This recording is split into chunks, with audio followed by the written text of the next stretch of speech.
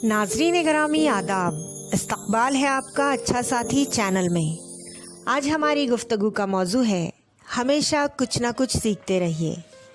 Always keep learning something. साथियों, हमें एक दूसरे से सीखते रहना चाहिए।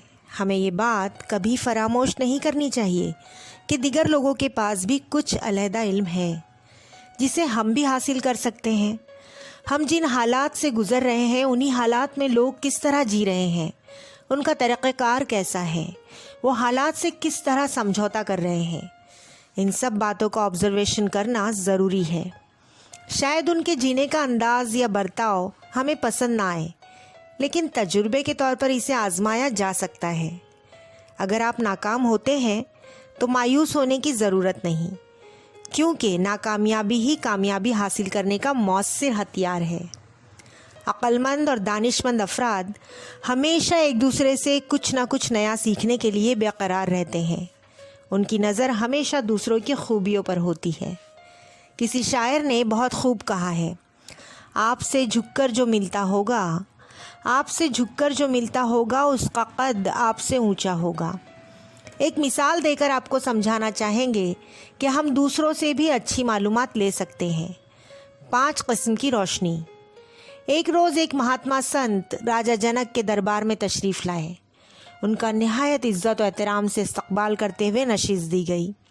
राजा ने कहा, ऐ महात्मा, मेरे एक सवाल का जवाब अगर आप मुझे दे देंगे तो मैं मुतमईन हो जाऊंगा। हकीकी रोशनी या उजाला कौन सा होता है और उसका रोज़मर्रा की ज़िंदगी में क्या इस्तेमाल होता है? महात्मा ने जवाब दिया, कुल मिलाकर 5 किस्म की रोशनियाँ या उजाले इस दुनिया में पाए जाते हैं। पहली किस्म या पहला रास्ता है उजाला हासिल करने का आफताब। सूरज तुलू होने के बाद सुबह सादिक होती है और इस सरजमीन पर हलचल शुरू हो जाती है। शाम को सूरज गुरूब होते ही तमाम चहल पहल बंद हो जाती है। ये सच है, राजा ने कहा, लेकिन जब सूरज गुरूब हो जाता है तो हमें राह किस तरह दिखाई देती है? सूरज गुरूब होने के बाद महताब की रोशनी हमें राह दिखाती है, लेकिन चाँद की रोशनी मान पड़ने के बाद क्या होता है? चाँद की रोशनी या उजाला ख़त्म होने के बाद आग हमें उजाला देती है और उस उजाले में इंसान काम कर सकता है। महात्मा ने जवाब दिया।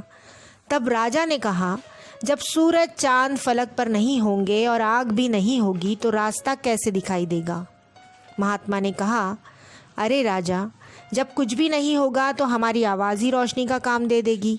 हम अपनी आवाज़ की बदौलत हमारी राह तलाश कर सकते हैं और अपने काम भी अंजाम दे सकते हैं।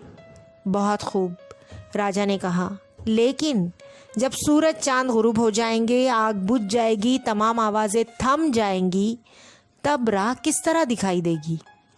ऐ अजीम राजा, महात्मा ने मुखातिब किया, फिर तो हम खुद अपनी रोशनी आप बन सकते हैं। हमारी बातिन की रोशनी और हमारा रूहानी इल्म ही हमें रोशनी देगा और हम अपना रास्ता तलाश कर सकते हैं। बिल्कुल घनघोर अंधेरे में भी आप अपनी राह को रोशनी अता कर सकते हैं। ये रोशनी आपकी रूहानी सदाकत और हकीकी दानिशमंदी की होती है। यहीं पर हमें मुकम्मल इल्म हासिल होता है, क्योंकि यहाँ हम अपनी बिज़ात को तलाश कर सकते हैं। ये बातिन की रोशनी हमें हमारी राह दिखाती है।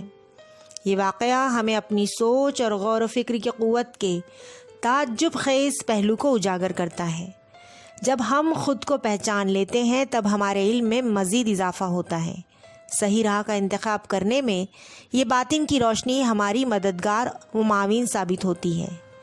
Friends, take care and stay safe. Video पसंद आए तो लाइक, शेयर एंड सब्सक्राइब ज़रूर करें और हमारी नई वीडियोस के लिए बेल आइकॉन प्रेस करना ना भूलें।